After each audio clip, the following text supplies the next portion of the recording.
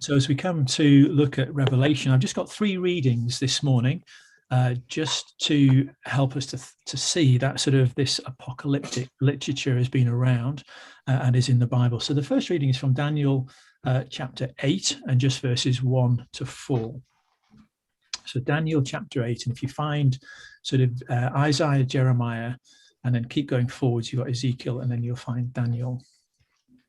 So Daniel chapter 8, verses 1 to 4. In the 3rd year of King Belshazzar's reign, I, Daniel, had a vision after the one that had already appeared to me. In my vision, I saw myself in the citadel of Susa in the province of Elam. In the vision, I was beside the Ulai Canal. I looked up, and there before me was a ram with 2 horns standing beside the canal, and the horns were long. One of the horns was longer than the other, but grew up later. I watched the ram as he charged towards the west and the north and the south. No animal could stand against him, and none could rescue from his power. He did as he pleased and became great. And we'll finish there, but if you were to read on through that, you would see again this sort of developing vision of a goat and the ram and etc., etc. But that just sort of gives us an indication. The second reading we'll look at is from Matthew's Gospel, chapter 24. So Matthew's Gospel, chapter 24, and just verses 4 to 13. And in the NIV, I have at the beginning of chapter 24, it has the italic heading, Signs of the End of the Age. So Matthew 24 and verse 4. Jesus answered, "Watch out that no one deceives you, for many will come in my name, claiming I am the Christ, and will deceive many. You will hear of wars and rumors of wars, but see to it that you are not alarmed. Such things must happen, but the end is still to come. Nation will rise against nation and kingdom against kingdom. There will be famines and earthquakes in various places. All these are the beginning of the birth pains. Then you will be handed over to be persecuted and put to death, and you will be hated by all nations because of me. At that time, many will turn away from the faith and will betray and hate each other, and many false prophets will appear and deceive many people. Because of the increase of wickedness, the love of most will grow cold, but he who stands firm to the end will be saved. And the gospel of the kingdom will be preached in the whole world as a testimony to all nations, and then the end will come." And then the last reading is from Ephesians chapter 6, and just reading verses 10 to 13. Ephesians chapter 6, 10 to 13. And Paul writes, "Finally, be strong in the Lord and in his mighty power. Put on the full armor of God so that you can take your stand against the devil's schemes. For our struggle is not against flesh and blood, but against the rulers, against the authorities, against the powers of this dark world, and against the spiritual forces of evil in the heavenly realms. Therefore, put on the full armor of God, so that when the day of evil comes, you may be able to stand your ground, and after you have done everything, to stand." And those 3 readings just remind us that what we might term sort of apocalyptic writing and thought has been around and present from, the beginning, in a sense that, the Old Testament, it's there. And as we saw with Jude, it was around and present then. And as we come to Revelation, we'll see the same.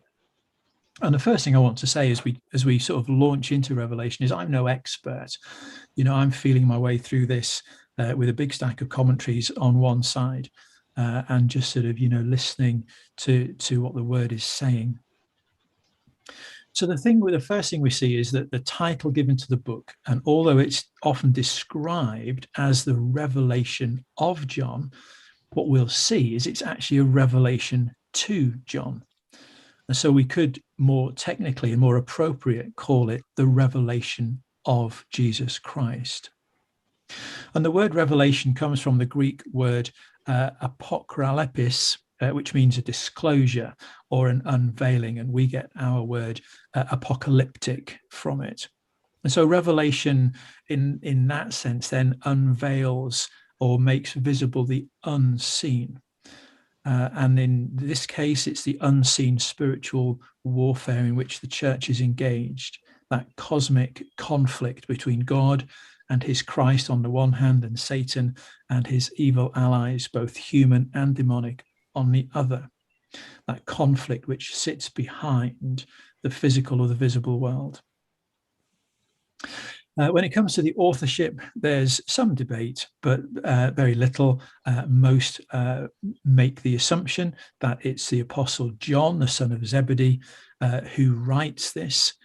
Evidence outside of the book of Revelation that supports that is that, again, amongst the early church fathers, there was agreement that it was the Apostle John, and that comes from people like Clement of Alexandria, Origen, and Irenaeus. Also, external evidence, the author places himself on the Isle of Patmos, and we'll see that in chapter 1 and verse 9. And the early church fathers identify John as having been exiled to Patmos. Irenaeus states that John first settled in Ephesus and that he was later arrested and banished to the Isle of Patmos in the Aegean Sea to work in the mines. And this occurred during the reign of the Roman Emperor Domitian. And so the timing of that, of Domitian's reign, and the timing of John's exile all sort of sit that it's John the Apostle. The evidence from within the book, the writer identifies himself on at least 3 or 4 occasions as John. Because he doesn't expand on that, then the assumption is that he was known by the recipients. The writer speaks as a prophet, and he sort of, within his writing, shows that he's a Jew, that he knows the temple and the synagogue rituals, has a knowledge of the Old Testament, and also what's known as the Targum. Now, the Targum was an interpretation or a translation. It was originally, it would have been like our sort of commentaries on the Bible today, but it was translated into Hebrew, because what we found then was that the common language was Aramaic. So the translation of the Hebrew was made into the Aramaic. Originally, it was spoken and then it became written down. And then these were expanded. They had sort of paraphrases, explanations, examples, and so on. So they almost became a little bit like a written sermon, but today we probably see them as a commentary. And John shows himself, or the author shows himself, as being aware of those two. Further support for John the Apostle comes from the similarities between Revelation and John's Gospel, both of them using the word or the term logos, both using the imagery of the Lamb, the water of life, phrases like he that overcomes, and so on, and both having that very sharp contrast between light and dark, good and evil. When it comes to when was Revelation written, most would suggest the date around about AD 95-96, John's Gospel being written, depending on where you look, AD 70 or AD 85. There are some who might argue for an earlier date for Revelation, around about AD 70, during the reign of Nero. Much of the book of Revelation is seen as a challenge to the political system of the day. Nero was seen as the Antichrist, or as an Antichrist, with his persecution of the church. However, the later date of 95, AD 95, 96 would be supported by the fact that the persecution of the Emperor Domitian was more universal than that of Nero, with his persecution being centralized upon Christians in Rome. The worship of the beast mentioned in Revelation is often seen to be referring to emperor worship, which became official policy during Domitian's reign. Also, we see references like in Revelation 8 and verse 8, the mountains ablaze and being thrown into the sea. Some would suggest that language like that resonates with the eruption of Mount Vesuvius, AD 79. And so some of that imagery is drawn in to the book. Where was it written? If I can share this a little, hopefully this will work. I just wait for that. So hopefully you can see that. It's written here. John is on Patmos, this tiny little island off the coast of Asia Minor. So he's down here. And the recipients are the 7 churches of Asia Minor. And it's important that we remember that these are the recipients, because what so many have tried to do is to apply directly John's revelation to our time. And so we see such things as Hitler or Donald Trump becoming the dragon and so on. So John is writing to these 7 churches, and it's very interesting that this was a small trade route. And what we see in the book is that the churches are in order of that as which if you were traveling around. So if you were traveling, you'd go for Ephesus, Smyrna, Pergamon, Thyatira, Sardis, Philadelphia, Laodicea. You'd follow that route, and that's the order that they appear. When it comes to the interpretations of the book, there are 4 sort of more traditional, broadly speaking, 4 more traditional schools of thought regarding the interpretation of Revelation. It's good to be aware of them.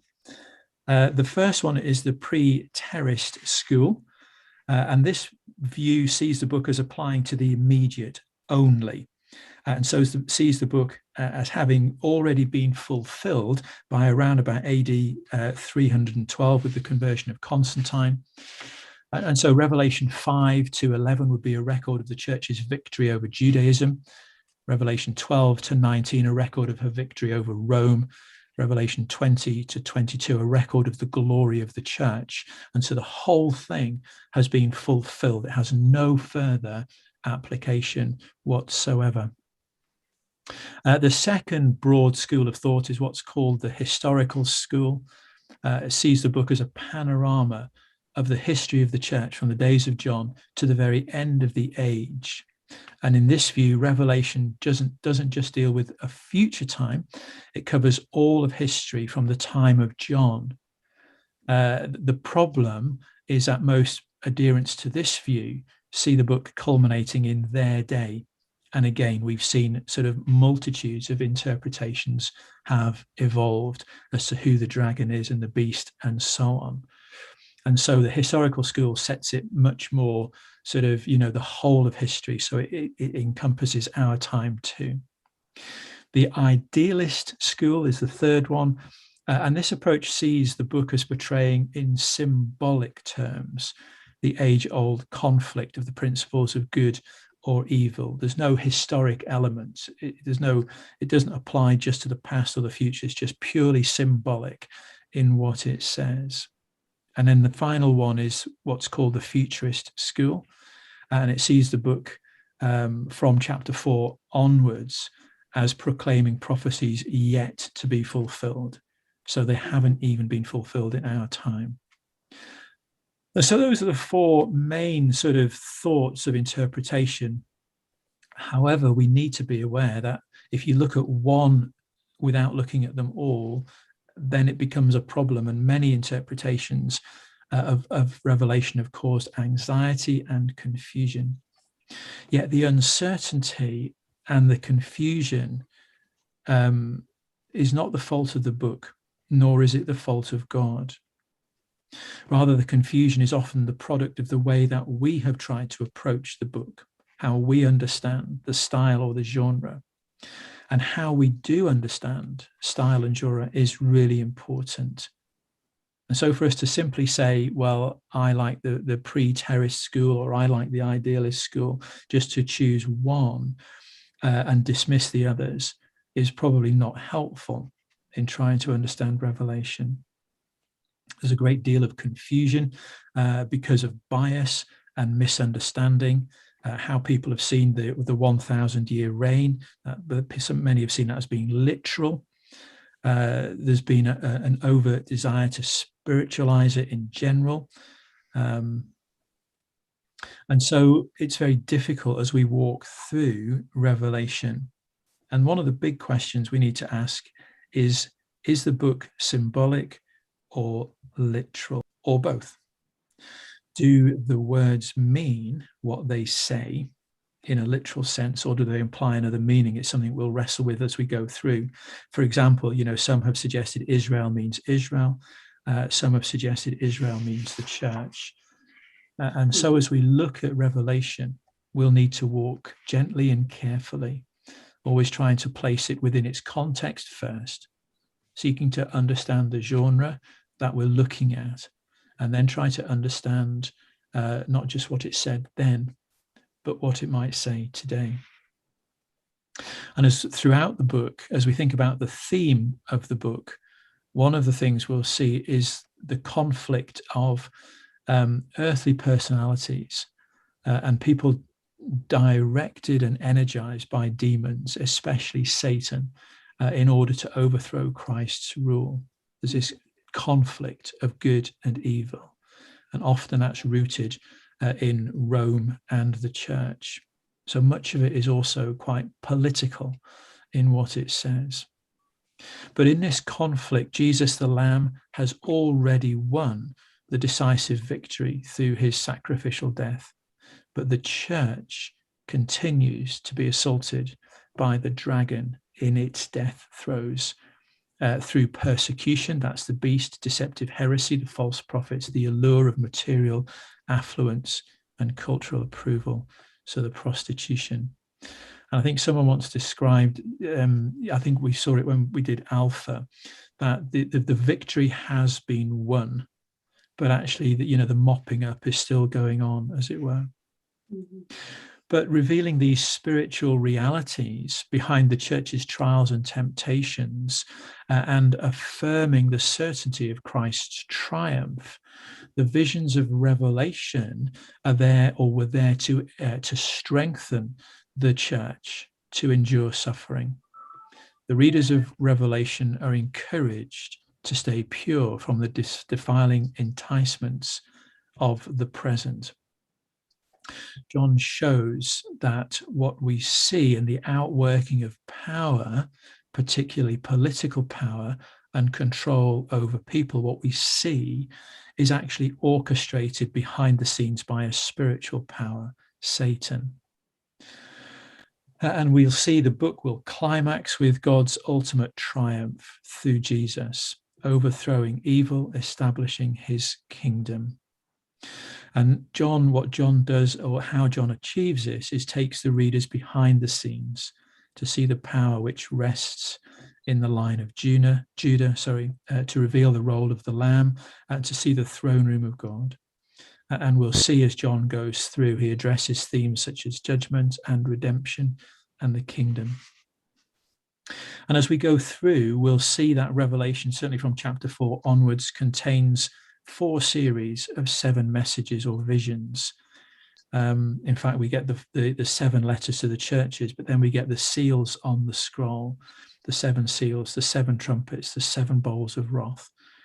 And there's a general movement from the things that are to the things that take place after. And yet the visions sometimes return back. And so we'll see them sort of coming back and picking up and then moving forward. And why is John written? What's the purpose of the book? Well, we see that in some ways it complements some of the prophetic themes presented in the Old Testament, particularly what we see in Daniel. But the other thing we see John doing in view of the early addresses in chapters 2 and 3 to the churches is that the whole book is there to comfort and encourage the believers in the midst of suffering and persecution at the hands of evil, namely Rome, encouraging them by assuring them that Jesus Christ, and thus they themselves, will ultimately and finally triumph. And John also challenges the churches to godly living in view of the certain return of Christ and the certain judgment of evil. And he highlights this with the warnings which we'll see at the end of each of the addresses to the 7 churches. And so as we come to look at Revelation, and we'll start that on Monday, we'll walk through it very gently. We'll try and see that actually we mustn't stick to just one school of thought to go through the whole book, that actually is an ebb and a flow. Some of it applies to the present as John writes. Some of it looks back to the past. Some of it looks forward.